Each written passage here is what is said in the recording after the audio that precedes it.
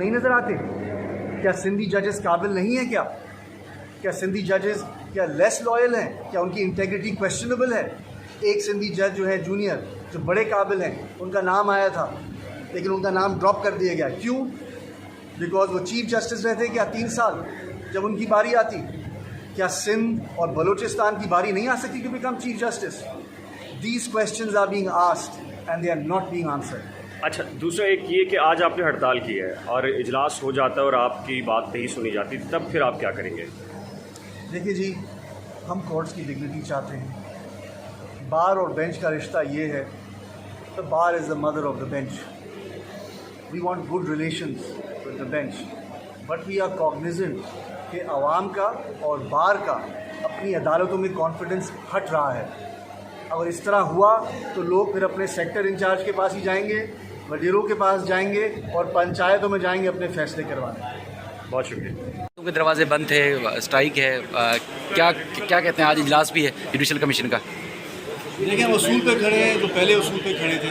हमें किसी भी जज से कोई पर्सनल गर्ज नहीं है और जो नाम्स नॉमिनेटेड बड़े काबिल जज हैं, लेकिन अगर शायद वो हमारे चीफ जस्टिस होते तो बेहतर होता।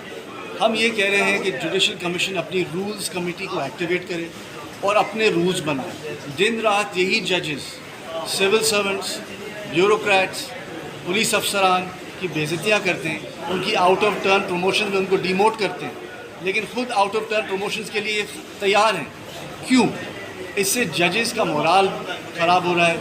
जो अच्छे जजेस जो नॉमिनेट होते हैं आउट ऑफ टर्न, वो बेचारे, उनके नाम भी कंट्रोवर्शियल हो जाते हैं, वो बड़े काबिल जजेस हैं।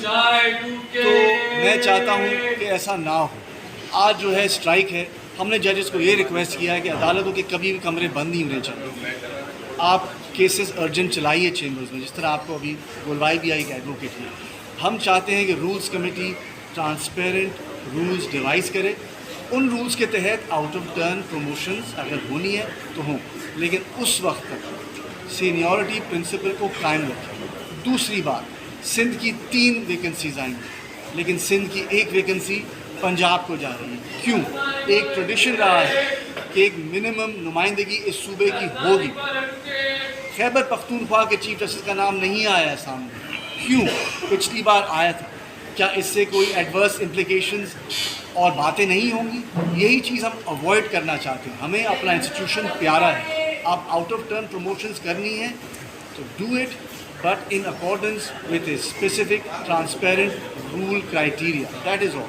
Thank you sir, thank you. Umar Sobar साहब, आज हड़ताल है आपकी, क्या कहेंगे और आपके बुनियादी मुतालबात क्या हैं, उस सिलसिले में कुछ बताइएगा।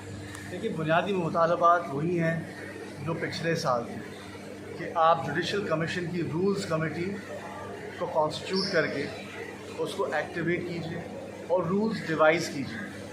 विदाउट डिवाइजिंग रूल्स अगर आप आउट ऑफ टर्न जजेस को प्रमोट करेंगे तो जो अच्छे काबिल जजेस हैं जिनके नाम नॉमिनेट होते हैं वो कंट्रोवर्शियल होंगे। जिन जजेस का नाम नॉमिनेट नहीं होता और वो सुपरसीड किए जाते हैं, जो जूनियर जजेस से सुपरसीड किए जाते हैं, उनका मोराल गिरेगा।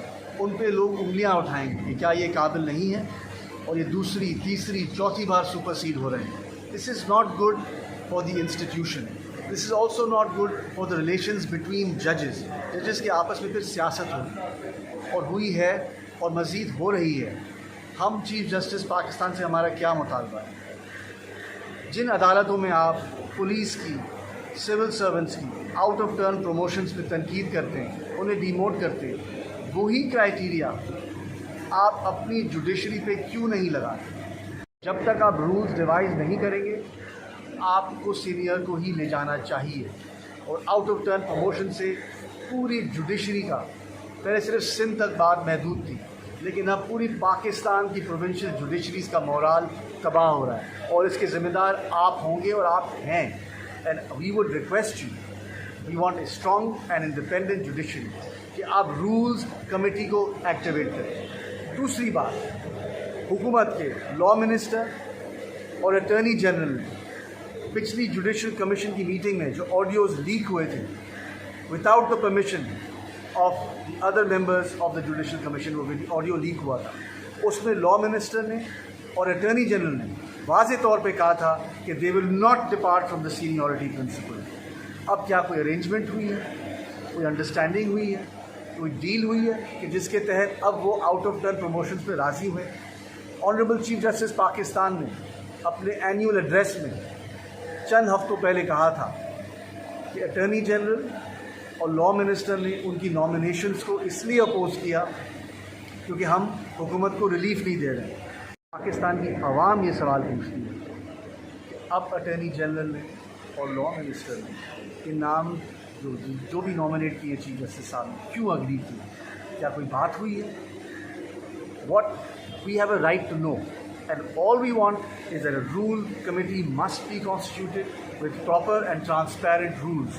इससे कॉन्फिडेंस बढ़ेगा आवाम का इन द जुडिशरी, बेंच और बार के ताल्लुकात भी अच्छे होंगे और जजेस में आपस में सियासत नहीं होगी। चौथी बात, and this is very significant. अच्छा, एक सवाल ये है, नहीं, मेरी बात कंप्लीट करने दें कि क्या कोर्ट को पैक किया जा रहा है कि जस्टिस काजी फाइज ईसा के खिलाफ क्यूरेटिव रिव्यू होगा जो अब तक इस गवर्नमेंट ने विथड्रॉ नहीं किया है? अब आप अपना सवाल कीजिए। अच्छा, मैं ये कह रहा हूँ कि एक एथनिसिटी का भी अंसर आ गया है। अच्छा, जो मुतासरा जजेस के अंदर खुद अकील अब्बासी साहब भी हैं, इरफान सादत साहब भी हैं, तो दूसरी तरफ नीचे के दीगर मुतासरा जजेस हैं, तो इसको कम करने के लिए आप बार एसोसिएशन का किरदार कीजिए। बार एसोसिएशंस ने ये कहा है कि इसमें एक एथनिक डायमेंशन है। वैसे तो हम सीनियरिटी प्रिंसिपल पे कायम है टिल रूल्स आर रिवाइज्ड,